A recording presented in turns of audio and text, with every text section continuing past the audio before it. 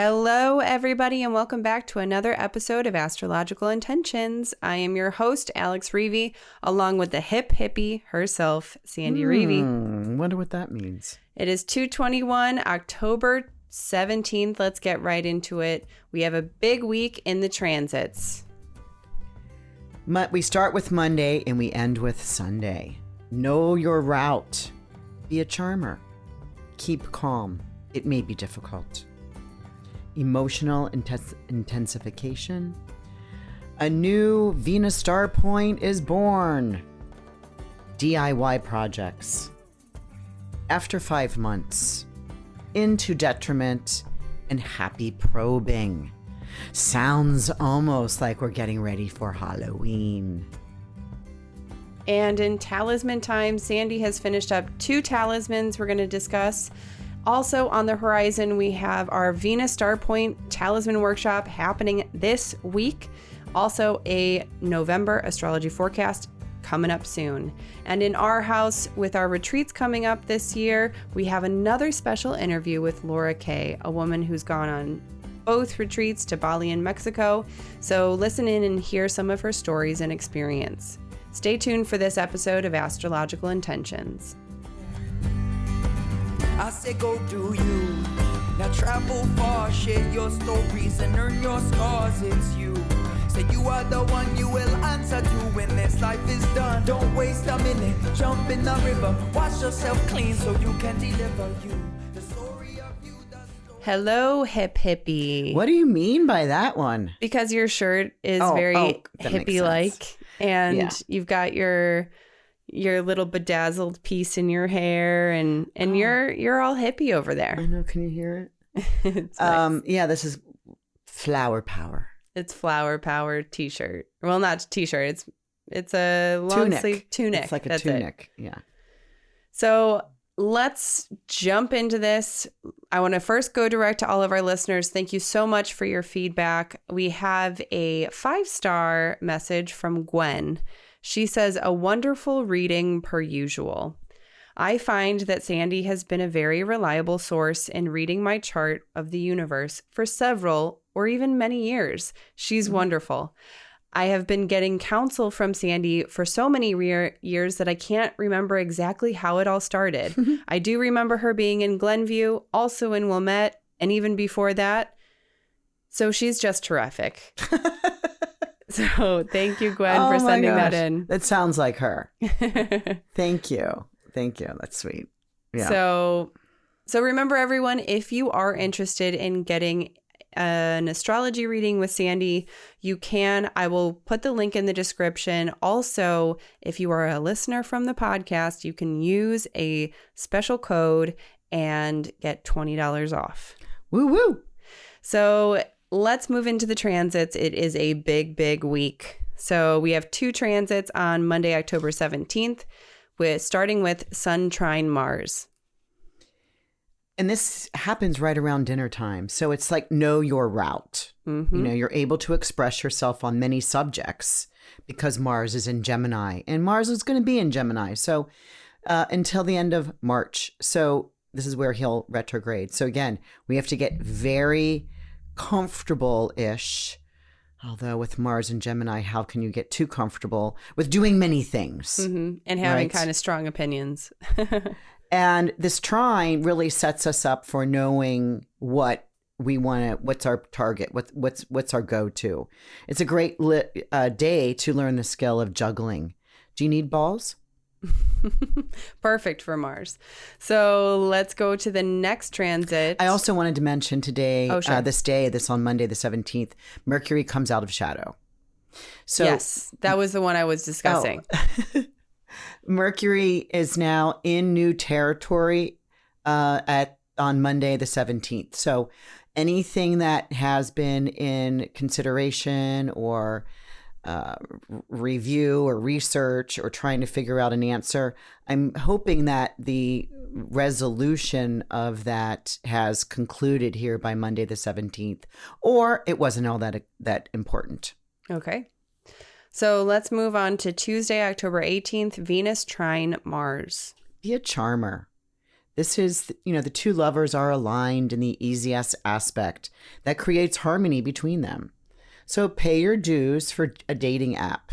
Because you're able to relate well with your sexual desire, right? This is about having, again, the masculine, that Venus, feminine, the plus minus of the magnet. Yes. Yeah, it's like what do you want to go after? This is certainly the desire and the want for that dance of that romantic alignment. So it's enjoyable. It's like, you may plan on being out and about on this Tuesday, where you're what would we call that? Like social gatherings or there's another word I'm like spontaneity, socializing? The spontaneity of it. What do you call it? When like the synchronicity. Oh, yes. Okay. There we go. Or serendipity. And I was actually thinking of the swimming that is all performed with Mars. Anyway, I was just having all kinds of thoughts. Mercury and Gemini. There you go. So let's move on to the next day. And the next 2 days are actually your astrological interesting days. We'll start with Wednesday, October 19th, Sun square Pluto. And they both are, because now the sun is making this square to Pluto at 8:30 in the morning. And I call this keep calm and be difficult. Perfect. Or it'll be difficult, or try not to be difficult.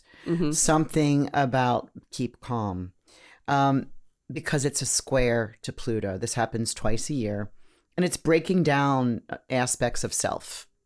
You may not feel completely vital. It's not great for vitality today, especially behaviors that are old, stale energies. It kind of seems like something gets caught in the gears when it's like when it has been normally a like running machine, a well-oiled machine, then something gets caught in that crux, in the spoke, in the spoke, and then there you go. It's kind of a frustrating issue. Which, you might be upset because you have to get off your bike.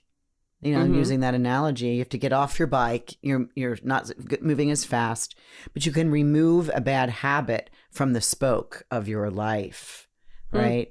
That's what's good for today. Like, oh, what is that problem? What is that noise I keep hearing from my back tire?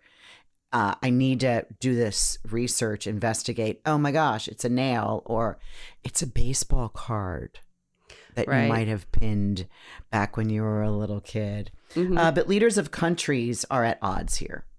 So let's watch, this power plant.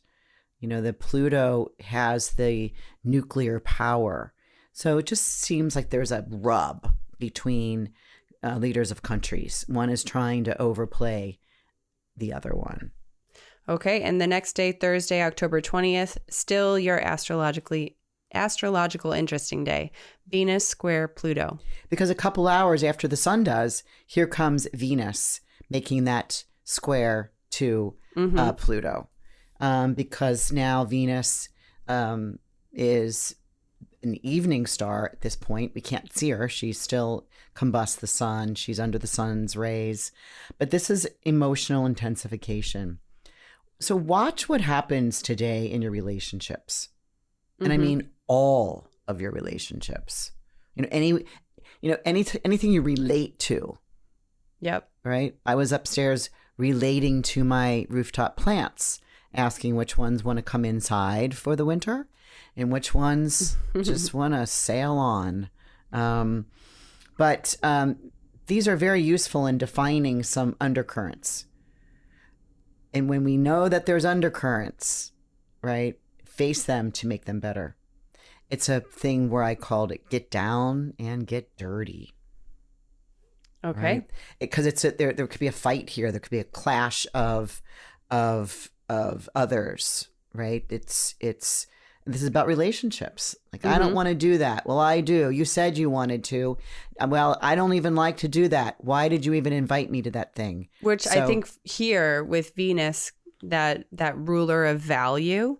I think if you take it down to a very like basic level, if there are arguments, and just say like, well, what are you valuing here and what are you asking for and what do I value and how can we make those meet? How can we bridge this by meeting your needs and also meeting mine? All right, you've got that figured All right, out. sounds So good. I Yeah. hope that works well in all your relationships. You can use this script if you need. So let's move on to Saturday, October 22nd, where we have 3 transits, and you also call this a rare transit. It's rare. I mean, that's why we're having a Talisman ceremony webinar. I think this will be my 3rd and last one for the year. This is, again, another rare happening, and a new Venus star point is born, and it happens to be for our generation, for our, like, any child being born during this period, like this week, will have Venus in Libra as this child's star point. About fairness, equality, about love, about art, about we're moving out of the Scorpio. And again, this is this whole Venus star point. Right. It's different than everybody's natal Venus. And that's why I want to teach this in the Talisman ceremony. Right. On this day. It's happening. And I'll be making a pair of blue rose-colored, blue rose earrings. Or charm. And so we'll get more into that when we head over to On the Horizon. But, to understand the reasons for your recent actions over the last few days, it's very important for you to clear anything away. Whenever we have a planet going into the heart of the sun, which this is Venus, Kazimiing, can she do that in action form? Kazimiing? Yeah. Where she's switching to an evening planet because she's in her superior conjunction. She is literally making the outside of the flower petal, or the outside of if anybody was on my Mexico retreat this past year, knows about the Vetuvian man, right? Where their either arms are, who's your helping hand, where's your karmic star, or who has this as their head star. So just really interesting information. And it's the first time I am teaching it because I am a certified practitioner now. And congratulations again. So let's move on to Saturday, October 22nd, Mercury trine Saturn. Yeah, and I call this DIY projects. You're able to think through issues till the very end. Saturn here is stopped, actually, because Saturn just in a couple hours will be literally stationing to direct. Now, I have Saturn as my time lord this year. And, when he was moving forward from my birthday in March on, well, actually, he was doing that before then. He was doing it in about this time in 2021. But when he became my time lord, it was in March. And there was just kind of like, finding out a little bit of limitations, a little bit of obstacles, and a little bit of delay. And then when he went retrograde, some of those obstacles I didn't care so much about, or it was working for me because the Saturn was on vacation, as I say. And now he's moving forward. So, what works and what doesn't work? Can they be fixed? Can they be given to someone else who has the skill and knowledge to fix something? Let something go here that's not working. And that Mercury there is like, the gears are starting to move. Right. And trining Saturn is saying, yes, let's lock this in. That reminds me of a game show that I used to watch with my mom and dad. And how can you delegate here with Saturn? It's maybe too, it could have been with Saturn retrograde. It's like maybe you're just trying to do too much and force things. And then now that Saturn is stationing direct, it's like, okay, how do you delegate this? Because you really need to step into your leadership role. So, And just really interesting, both you and I have Saturn doing some really, once every 30-year situations going on in our charts because, your moon sits on my ascendant, which is why we work so well together. So any mom or daughter who has a moon sitting on your ascendant, you actually, even in synastry, even in relationship charts, you want to look for that. That's just like understanding of one another and just jive. You just fit in as a puzzle. So yeah, you understand what can be fixed and what needs to be delegated or let go. Yeah. So Sunday, October 20th. But I want to talk a little bit more about Saturn stationing direct because he's been retrograde for 5 months. He's now returning to work after his long cigarette break, as I mentioned. So watch situations that are working now, but give him a few more days to orient himself and begin to moving and to be liberated from any restraints. That's what I wanted to mention. Okay. And so Sunday, October 23rd, we have 2 more transits for the week. We did tell you it was a long one. So Venus ingress Scorpio. Yeah, this is about 3 o'clock in the morning. And, this is a more intense flavor because she's moving out of her Libra sign, which she adores and loves. And now she's going into her detriment of Scorpio. So she no longer holds balance with fairness in the Libra because she's moved on. So it's a time for a more intensity of flavor. Maybe you're using a little bit more ingredients in the spice department. Watch holding someone underwater or with your finger or getting stuck with fingernails, right? Like getting your fingernails into something or someone. You may seek assistance here, like therapy, right? If you have, and I think that too, like Venus into Scorpio could be obsessive.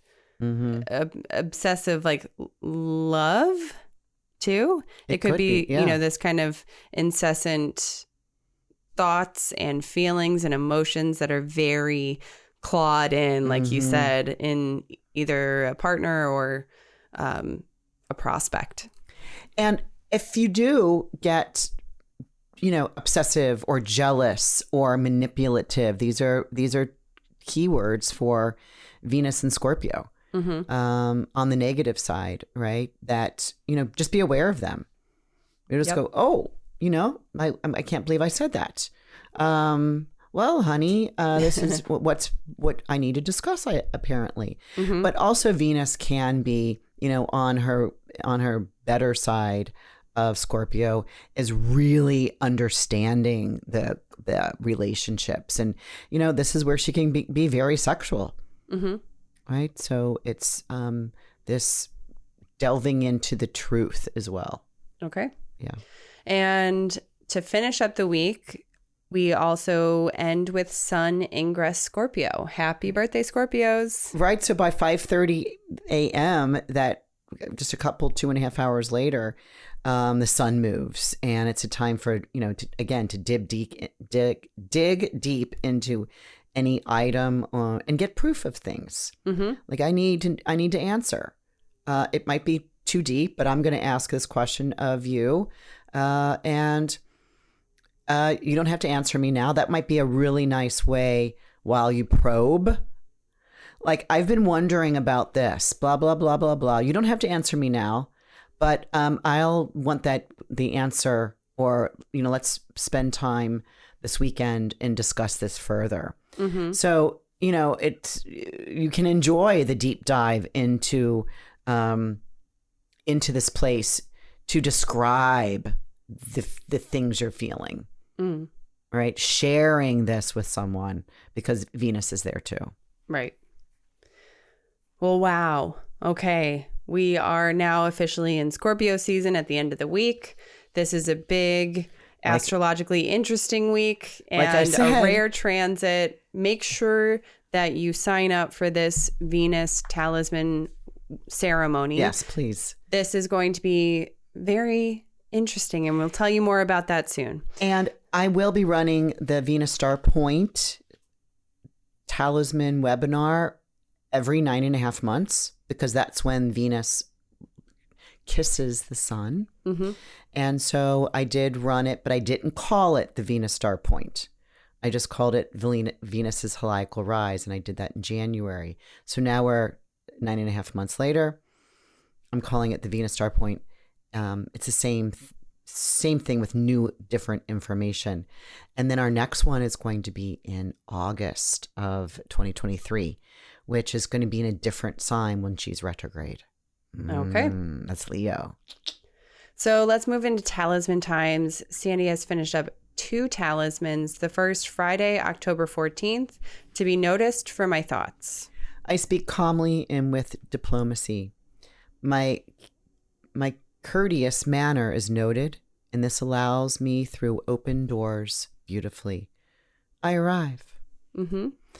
This is the moon in Gemini, making a really nice trine to Mercury and Venus. And Venus still here is in Libra. So, it grabbed that. Yeah. And also Monday, October 17th, to express love and affection. It's very easy today for me to make super great impressions on others. I look good to the world, and the world looks good to me. Mm-hmm. This is the moon making an aspect to Venus in Libra, with right. the Libra rising. So she's the ruler of. So it's all about, looking good and your appearance and your style and your first impressions. And so you're able, I love this one. And I did entitle it for the intention to express love and affection. But just having this attitude automatically expresses the love and affection. Mm-hmm. I suggest everyone to have a Venus in Libra rising talisman. And this is one. This is one of them. Yeah. And there are no upcoming talismans this next week. However, we do have our talisman of the month still ready and waiting for you on the website to stimulate others with kind words. Let's move into the On the Horizon, where we are going to talk a little bit about our October 22nd. That's this Saturday, the Venus Star Point Talisman Workshop. It is ready and waiting for registration. You will have tons of information once you register. You'll have information on your Venus natal sign, your Venus Star Point, give me a little bit more. Some dates of if you have any planets that this Venus at 29 Libra is radiating to in your natal chart, because of course I'll be doing your natal chart, and I'll be doing a little quick 5-minute video will be coming into your inbox with all the paperwork specifically for you some days in advance. And then it's a 2-hour slide presentation. The presentation's probably about 45 minutes. Mm-hmm. And then we'll go into making the earrings for everybody that's on. And, I already know that there's some people that can't make it, but you get me there, your intention and I already came up with an intention. You come up with the affirmation. You come up with the affirmation. Yep. And so anyone who can't make the live recording, of course, get us your affirmation beforehand so that Sandy can have your talisman ready and waiting for you to ship out. Yeah, so head over to, are you putting up a link there? Yes, the link is in the description. Also, if you head over to intentionbeads.com, you'll be able to see it in the drop down on the events section. So October 29th, that's a week later, is our November astrology forecast. And this, of course, is Sandy and Susan. They get together and give you all of the dates for November. And this is a free event. I will preface here that it will not be a free event next year. So really jump in, get everything that you can now, and just know if this is something that you want to learn in the future. So RSVP, this will be on Facebook Live. However, in the future, it will be changing and it won't be on Facebook Live anymore. In the future is January of 2023. Correct. Yeah. I don't know if you have this in your calendar, but November 2nd, Susan Goodell and I, the financial astrologer I work with, because we're friends, are doing a webinar for the midterm elections. We're taking a look at the astrology of the midterm elections. Okay. So whether you have that in the whatevers, but keep an eye out for that. That will be at 5:30. I will get the link up soon. Yes. Yeah, that'll be at 5:30 Central Time when we do, it's always on a Wednesday. Yep. At that time. When we have one. Yes. Correct. And we got the midterms coming up, which when I was writing my 2022, I looked at, I'm like, oh my gosh, this date is like the most conflict date of the year. Oh, yikes. And then Susan, we were chatting one day and Susan says, did you see the midterms? I go, what day is that exactly? And she's like, November 8th. I'm like, yes, that's the conflict day of the year for me. Oh, wow. Yeah. So that's how we put together a webinar on it. Okay. This is not going to go as expected. So what do you expect? Well, we'll check it out. And don't forget, we have our 2023 retreats. All that information is in the description. And if you're interested in joining, but you still have a few questions, don't forget you get a free 15-minute call with Sandy to ask any questions to see if this retreat is a good fit for you. Let's move into our house, and we have a special guest. So we have our special guest with us, Laura Kay. And she has gone on multiple retreats with us and wanted to bring her on the podcast, figure out a little bit about her experience, her story, and bring it all to you listeners. So welcome in, Laura. Good to have you. Hi, it's great to be here. Hi, Laura. Happy to see you and hear from you again. So I want to get started with a couple of questions. Maybe we'll go with what's the retreat that was maybe the most transformational for you? I would have to say the Bali retreat. It was the first retreat I think I did with you guys. Mm-hmm. And I didn't know you. I saw you at a conference. I think it was a Hay House. You Can Do It in Philadelphia. And I took the card and I said, I'm going to go. Didn't know you, couldn't even get into your booth. You were so busy. And I was like, I'm doing it. I'm going to go with a group of women and see how this goes. And I remember getting on the plane, not knowing what to expect, and landing there and realizing, oh my gosh, this is a very humid country. I just thought it was going to be hot. And I was like, wow, this is like not a world I've ever seen. And I regretted some of my clothing choices that I had packed. And I do know that I'm going to be packing a lot of athletic wear because no one cares what you look like in Bali. Yes. You can wear things that do not match and no one bats an eye at it. And it's just so freeing to just be who you are and know it's okay. So tell me a little bit about, so you fly from Doha, you get into Bali and you're like, whoa, it is humid. Tell me the rest of that story. So at the airport, getting through the throng of people, and I'm using that term loosely, and finding the person who's going to pick me up and getting to my hotel. Now, I was adventurous enough. I was crazy. I was like, I'm going to go in a few days early and I'm going to stay a few days longer and do adventures on my own. I have never been to a third world country. I had no idea what to expect, but I can tell you, when they dropped me off at my hotel around 1 or 2 in the morning, it was difficult to find the hotel because it was like offset off the street and they don't really have signs like Holiday Inn or, Hotel 6. And the driver had to wake up the person sleeping on the floor who was, I guess, the receptionist. And I was like, what did I get myself into? And it was really, really nice. Once I understood what the standards were, once I got accustomed to that and I got my SIM card so that I could use my phone in Bali, then I felt safe because I know I could text my husband, I could send emails, I could send in pictures. I was able to reach out to Sandy and Alex and I was like, oh my God, can I please, I need some, please, can we meet up or something? Because I am because I had never been to a third world country and I was so nervous. And I thought, oh my gosh, what did I do? Did I just spend like over $3,000 to do this? And I am not prepared for this. And after I saw them, I felt like I'm okay. I'm around people who know me. I don't have to worry about,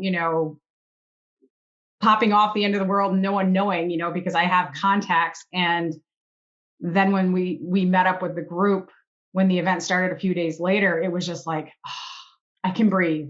Mm. And so what do you think? Did you like showing up early to the retreat on your own? Because we do have a pre-retreat that we started after you kind of had this scared experience. We were like, oh, let's pre-retreat where people can come, they can get all of the jet lag off and they can relax and at least just get to the space before we start the program. And what do you think? Oh, I loved it. In fact, this year when I go, I'm planning on going a few days early because it's a massive time shift. It's like, I think it's 12 hours difference for me. Yep. I mean, it takes your body a while to acclimate. That also gives you time to like recover. And if there was something you didn't get to see when you were with the group, you could do it then. But you guys did an awesome job with kind of getting us to every place that we really needed to be. I mean, you didn't overpack it, but you packed in the important stuff. What do you remember most about your experience? I'd have to say my roommate that Teresa was my roommate. I had not met her before. I had no idea who my roommate was going to be. And oh my God, she was awesome. We would stay up late at night just talking about random things. And it was just, it couldn't have been a better fit. Like, knowing that you're going to get paired with somebody that you don't know, that can be kind of nervous, making nervous. It worked out really well. The pairings you guys did. I chose through charts, looking at charts, who would get along well. Now this coming in 2023 for our Bali, I'm selling only single rooms. So, everybody will have their own single room, their own lanai, and so there'll be that private time, but then there's all, there'll be the dining room area. There's this place that we're going to, Anana Cottages, as kind of more spread out. So there's 3 pools, not the one that we were familiar with. So it's has bigger landscape, right? Bigger bridge. So yeah, in fact, the pre-retreat, which I'm calling it, is 3 nights in advance. And it's because of you, Laura, that it's like, whoa, if people are coming from the other side of the world and landing, we need to welcome them.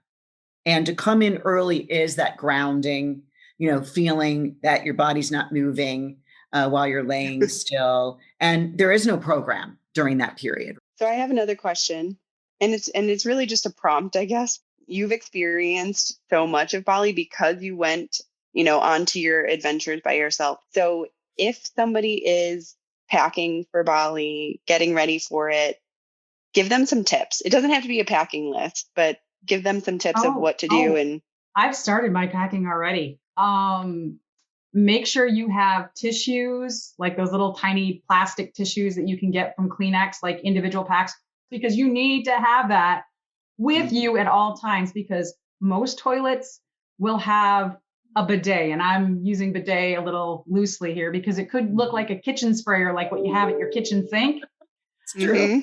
But there might not be toilet paper. That's very common for public restrooms. Yes. So just that's important. I know I purchased a $4 Bali fan and walked around Bali fanning myself. I also have like a portable fan that I can pack. So it's in my room because I didn't know what the AC situation was going to be with the rooms. And I'm an AC kind of girl, but I can survive without, but it does get kind of. It does have AC. Yes, of course. Get warm in Bali just a little bit. An umbrella. Get an umbrella because you never know it's going to rain. And the other thing that I took on the first trip, and I'll definitely bring it back, is I bought a surge protector for like $30 or $40 that had the adapter for plugging into Bali outlets. And so I have like 6, standard plugs and like 4 USB ports, so I can plug everything in that I need because I'm a techie girl. Gadgets galore. Yep. SIM card. You can buy SIM cards in Bali to have data so you can use it wherever you are. You don't have to do phones. They're really cheap. You can get it for like $20 for like 20 or 30 gigs of data. And you can be kind of looped in and be able to text the group so you're not feeling alone or isolated because you're not on Wi-Fi. Any other tip that you have? Or even just like, how would you prepare someone who hasn't gone to a third world country or Bali? How would you prepare them emotionally or spiritually? For me, it was knowing that I was connected to another human being in that country or that city that I was in, so that I didn't feel like I was 100% alone, a little nervous. It's okay. It's okay because you might be scared that first day, but it's going to be okay when you find your people, when you find us on the retreat. But you will learn so much on that first day about yourself. I mean, you could be the adventurous person and you're like, this doesn't bother me at all. That's great. That's awesome. I'm jealous and happy for you. But for me, I learned so much going through that and wondering, what did I just do? There's nothing really scary in Bali. I mean, I didn't come across anything that even made me like nervous, but like, because you got chickens waking you up in the morning and you're like, oh, what kind of backwards country am I? It's not. It's not. And everybody was so friendly. So everybody, there were shop people where we were looking for a cab. They closed their shop to give us a ride to where we needed to go. That happened so many times. It was ridiculous. I have a question talking about rides. What about your scooter ride? What is your thought about scooters? Do it. When I went to Bali last time, I was probably close to either 260 or 250. So I was a big girl. I still am a big girl, but I'm not that big anymore. I did not care. I got on the scooters, and yes, there were times where I felt like the person who was driving was almost as heavy as I am, and I did not know if the vehicle was going to make it up the hill, but it did. And he didn't look at me weird. He didn't judge me. He's just like, hop on, we got this. Do not let the traffic scare you. I mean, you can if you want. That's completely your choice. It's like stops are optional. There are no crosswalks. The curbs are different heights. They're not like US standards. They could be like 12 inches. They could be 2 inches. Alex, Right. What did you have? I have one final question because we do have to end the episode, unfortunately. But how come? What brings you on this retreat again? Well, it was supposed to be in 2020, and I know I missed when I didn't go in 2019. I was like, Sandy, I wish I would have gone. Can you make me a bead? I'll pay you. I don't care, please.